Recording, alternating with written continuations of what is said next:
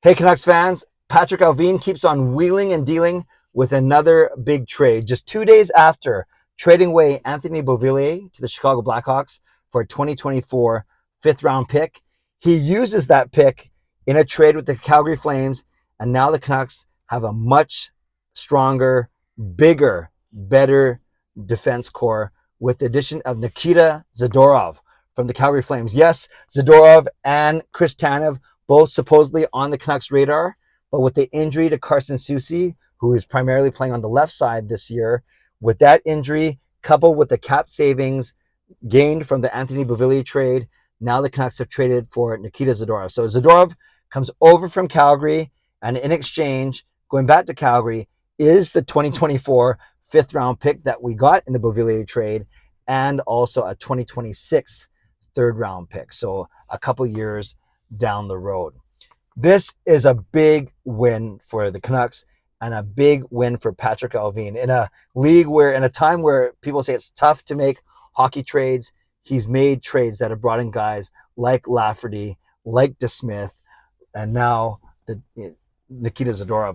I like this move. I really do. I didn't like Zadorov much as a player when we played against him, not because I thought he was a bad player, just because the guy is 6'5" and 250 pounds. Well, some websites say he's 250. Others say he's 230 pounds. Regardless, that's a lot of pounds. So Nikita Zadorov is a big, bruising defenseman. He can skate very well for a guy that size, but let's face it, his calling card is going to be defense and not offense. In fact, I don't think he's had more than 22 points in a single year, but we don't need offense from him. We have Quinn Hughes. We have Phil Hronek. What we need is a more stabilizing presence in our own zone on the blue line, and that's what we're going to get in Nikita Zadorov. Drafted in the middle of the first round back in 2013 by Buffalo. He did 2 years in Buffalo, 5 years in Colorado, 1 year in Chicago, and this was his third year in Calgary. This year, I think he had 6 points, 1 goal and 5 assists in 21 games. So that's a point every 3.5 games. That's about right for like a defensive defenseman. So if that extrapolates to 20 to 25 points for the season, we will certainly take that. And like I said, 6'5", anywhere between 230 to 250 pounds, not based on what he ate, but based on what website you believe. But more importantly, with that size, we know that he's a big, strong defenseman. He's got good mobility for a guy his size. But again, let's not expect the world when it comes to offense from Zadorov. Let's expect a great presence on the blue line. Something like Soucy started off the season really well, but we know that Soucy's going to be out until at least the new year, which is a big blow to this Canucks team that now has certainly some playoff aspirations as they continue their hot start. Now, let's really talk about the mechanics.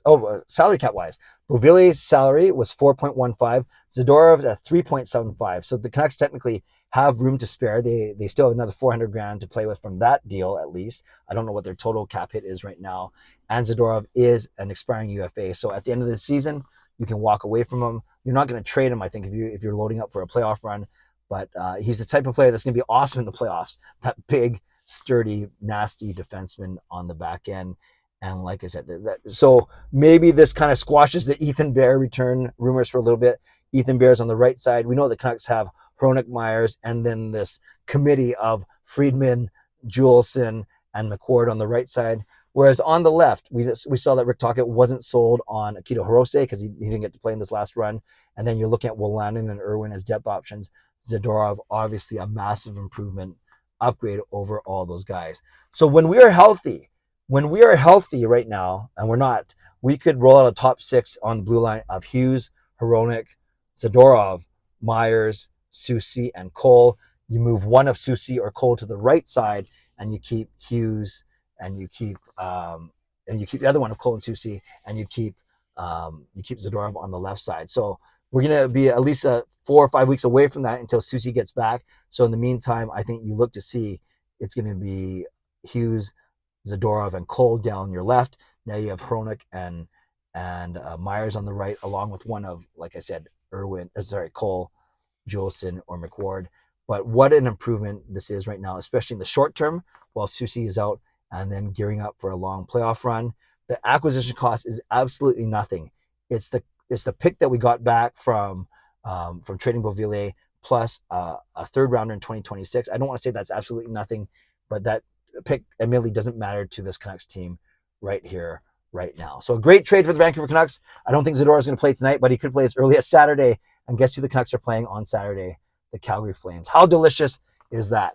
Join me tonight at 11 p.m. for my post-game live stream. I'll be at the game and would love to hang out with you here on YouTube at 11 p.m. and we'll chat about the game and this trade. Shout out to my sponsors, Van City Experts Real Estate, Perform and Transform, Personal Training, Weight Loss.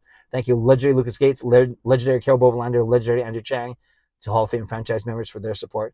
And thanks to all of you for liking, subscribing, and watching these videos. So on your way out, subscribe, like the video, leave a tip, become a member, upgrade your membership, and leave a comment down below. What do you think of this trade? And give me a score prediction for tonight as well. I'm going 4-2 Vancouver as always. Stay safe, stay healthy, take care of yourselves, and take care of each other. We'll see you tonight at 11 p.m. for my live stream. God bless, and go Canucks go.